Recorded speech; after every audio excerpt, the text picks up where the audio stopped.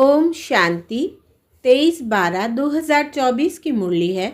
मुख्य रूप से बाबा ने कहा, बाबा ज्ञान सुना सुना कर तुम्हें रिफ्रेश कर देते हैं। याद से भी तुम बच्चे रिफ्रेश हो जाते हो। वास्तव में सतयुग है सच्ची विश्रामपुरी। वहाँ कोई अप्राप्त वस्तु नहीं जिसको प्राप्त करने के लिए परिश्रम करना पड़े। शिव बाबा की गोद में आते ही तुम बच्चों को विश्राम मिल जाता है, सारी थकान दूर हो जाती है। आगे कहा, अविनाशी ड्रामा के राज को यथार्थ समझ हर्षित रहना है।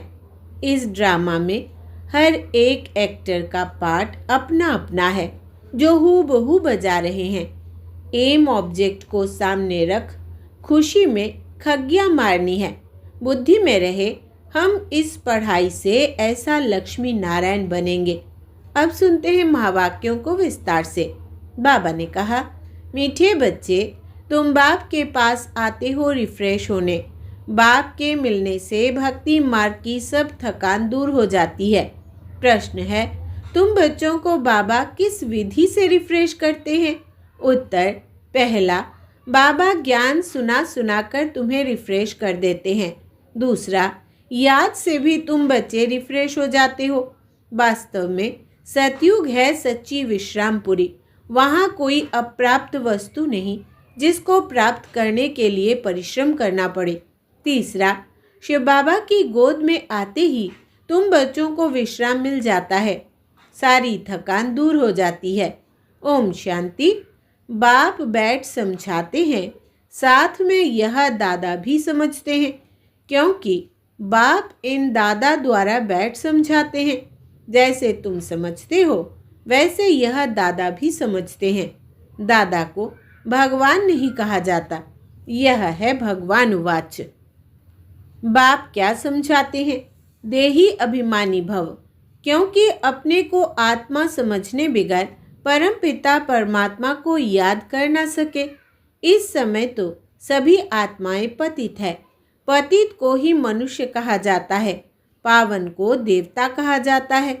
यह बहुत सहज समझने और समझाने की बातें हैं।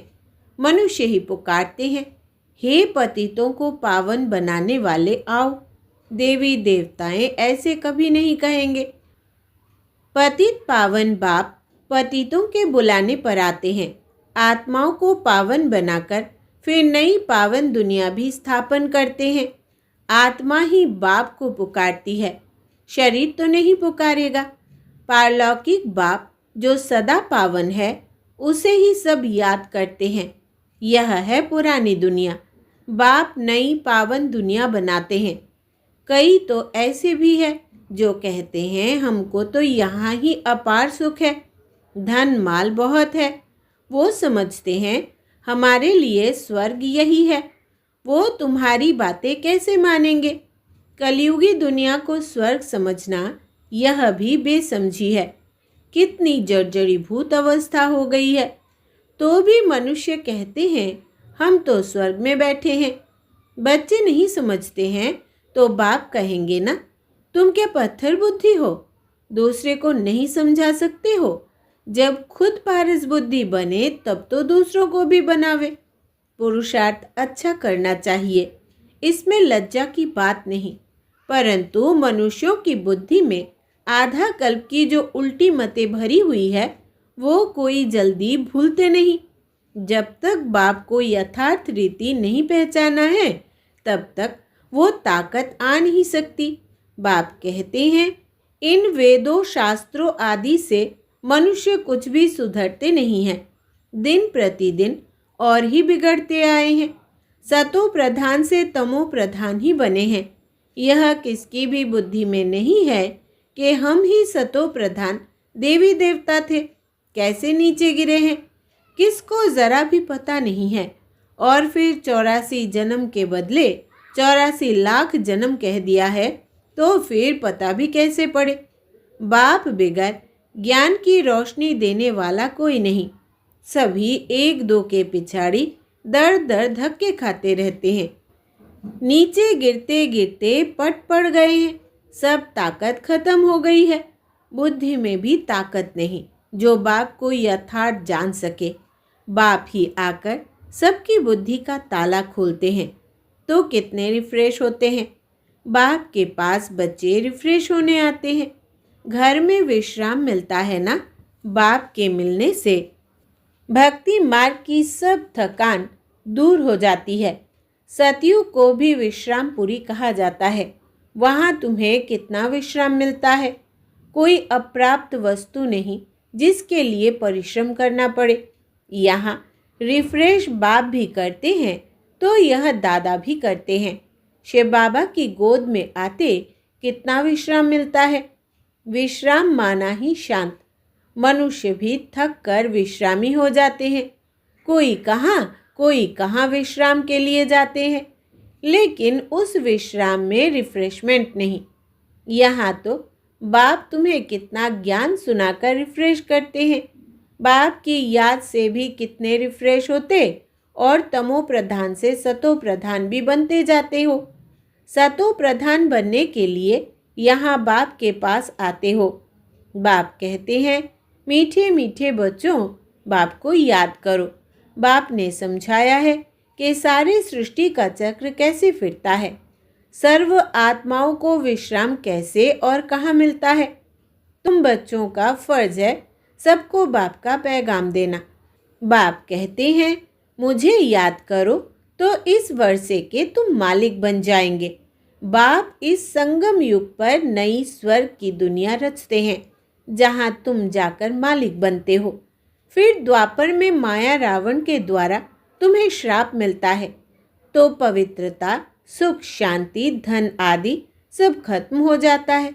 कैसे धीरे धीरे खत्म होता है वो भी बाप ने समझाया है। दुख धाम में कोई विश्राम थोड़ी होता है। सुख धाम में विश्राम ही विश्राम है। मनुष्यों को भक्ति कितना थकाती है। जन्म जन्मांतर भक्ति से कितने थक जाते हैं। कैसे एकदम कंगाल बन गए हो। यह सारा राज बाप बैठ समझाते हैं। नए नए आते हैं तो उन्हें कितना समझाना होता है। हर एक बात पर मनुष्य कितना सोचते हैं, समझते हैं कहाँ जादू ना हो। अरे तुम ही कहते हो भगवान जादूगर है, तो बाप कहते हैं हाँ मैं बरोबर जादूगर हूँ, परंतु वो जादू नहीं जिसे मनुष्य भेड़ बकरी बन जाए। यह बुद्धि से समझा जाता है। यह तो जैसे रीढ़ मिसल है।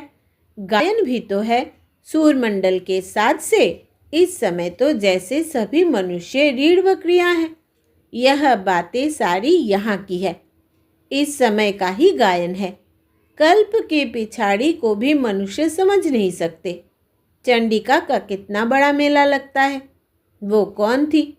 कहते हैं वो एक देवी थी। ऐसा नाम तो वहाँ कोई होता ही नहीं। सतयुग में कितने अच्छे सुंदर नाम होते हैं। सतयुगी संप्रदाय को श्रेष्ठाचारी कहा जाता है। कलयुगी संप्रदाय को तो कितना छीछी टाइटल देते हैं, धियारा कहा जाता है। अभी के मनुष्यों को श्रेष्ठ नहीं कहेंगे, देवताओं को श्रेष्ठ कहा जाता है। गायन भी है, मनुष्य से देवता किए करत न लागी वार। मनुष्य से देवता, देवता से मनुष्य कैसे बनते हैं, यह राज बाप ने तुम्हें समझाया है। उनको डीटी वर्ल्ड, इनको ह्यूमन वर्ल्ड कहा जाता है। दिन को सोजरा, रात को अंधियारा कहा जाता है। ज्ञान है सोजरा, भक्ति है अंधियारा, अज्ञान नींद कहा जाता है ना। तुम भी समझते हो कि आगे हम कुछ भी नहीं जानते थे तो नेति नेति कहते थे, अर्थात हम नहीं जानते। अभी तुम समझते हो हम भी तो पहले नास्तिक थे, बेहद के बाप को ही नहीं जानते थे। वो है असली अविनाशी बाबा, उसे सर्व आत्माओं का बाप कहा जाता है। तुम बच्चे जानते हो अभी हम उस बेहद के बाप के बने हैं। बाप बच्चों को गुप्त ज्ञान देते हैं। यह ज्ञान मनुष्यों के पास कहाँ मिल न सके। आत्मा भी गुप्त है, गुप्त ज्ञान आत्मा धारण करती है। आत्मा ही मनुष्यों द्वारा ज्ञान सुनाती है। आत्मा ही गुप्त बाप को गुप्त याद करती है। बाप कहते हैं बच्चे, देह अभिमानी नहीं बनो। देह अभिमान से आत्मा की ताकत खत्म होती है। आत्म अभिमानी बनने से आत्मा में ताकत जमा होती है। बाप कहते हैं, ड्रामा के राज को अच्छी रीति समझकर चलना है। इस अविनाशी ड्रामा के राज को जो ठीक रीति जानते हैं वो सदा हर्षित रहते हैं। इस समय मनुष्य ऊपर जाने की कितनी कोशिश करते हैं। समझते हैं ऊपर में दुनिया है, शास्त्रों में सुन रखा है ऊपर में दुनिया है, तो वहाँ जाकर देखें। वहाँ दुनिया बसाने की कोशिश करते हैं। दुनिया तो बहुत बसाई है ना। भारत में सिर्फ एक ही आदि सनातन देवी देवता धर्म था और कोई खंड आदि नहीं था। फिर कितना बसाया है। तुम विचार करो, भारत के कितने थोड़े टुकड़े में देवताएं होते हैं। जमुना के किनारे पर ही परिस्तान था जहाँ यह लक्ष्मी नारायण राज्य करते थे। कितनी सुंदर शोभायमान सतो प्रधान दुनिया थी। नेचुरल ब्यूटी थी। आत्मा में ही सारा चमत्कार रहता है। बच्चों को दिखाया था श्री कृष्ण का जन्म कैसे होता है। सारे कमरे में जैसे रोशनी हो जाती है। तो बाप बैठकर बच्चों को समझाते हैं, अभी तुम परिस्तान में जाने के लिए पुरुषार्थ कर रहे हो, बाकी ऐसे नहीं तालाब में डुबकी लगाने से परियां बन जाएंगे। यह सभी झूठे नाम रख दिए हैं। लाखों वर्ष कह देने से बिल्कुल ही सब कुछ भूल गए हैं। अभी तुम अभूल बन रहे हो। नंबरवार पुरुषार्थ अनुसार विचार किया जाता है। इतनी छोटी सी आत्मा कितना बड़ा पार्ट शरीर से बजाती है। फिर शरीर से आत्मा निकल जाती है तो शरीर का देखो क्या हाल हो जाता है। आत्मा ही पार्ट बजाती है।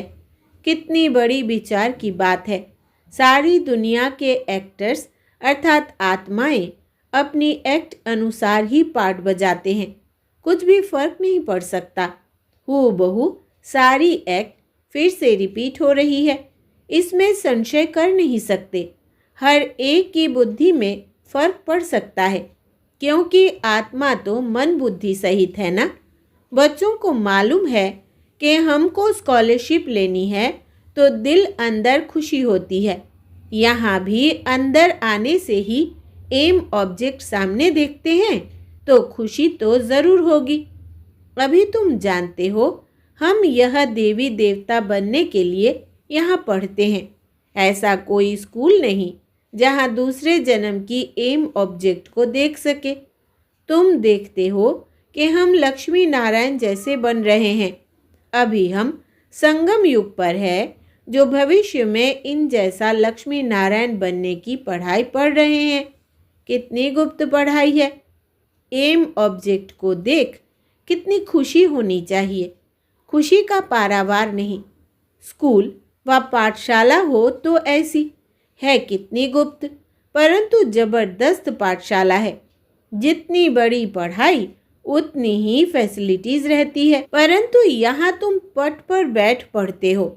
आत्मा को पढ़ना होता है, फिर चाहे पट पर बैठे चाहे तख्त पर, परंतु खुशी से खग्गियाँ मारते रहो कि इस पढ़ाई को पास करने बाद जाकर यह बनेंगे। अभी तुम बच्चों को बाप ने आकर अपना परिचय दिया है कि मैं इनमें कैसे प्रवेश कर तुम्हें पढ़ाता हूँ। बाप देवताओं को तो नहीं पढ़ाएंगे। देवताओं को यह ज्ञान कहाँ। मनुष्य तो मूंझते हैं, क्या देवताओं में ज्ञान नहीं है? देवताएं ही इस ज्ञान से देवता बनते हैं। देवता बनने के बाद फिर ज्ञान की क्या दरकार है। लौकिक पढ़ाई से बैरिस्टर बन गया, कमाई में लग गया, फिर बैरिस्टरी पढ़ेंगे क्या? अच्छा, मीठे मीठे सिकिलधे बच्चों प्रति माता पिता बाप दादा का याद प्यार और गुड मॉर्निंग।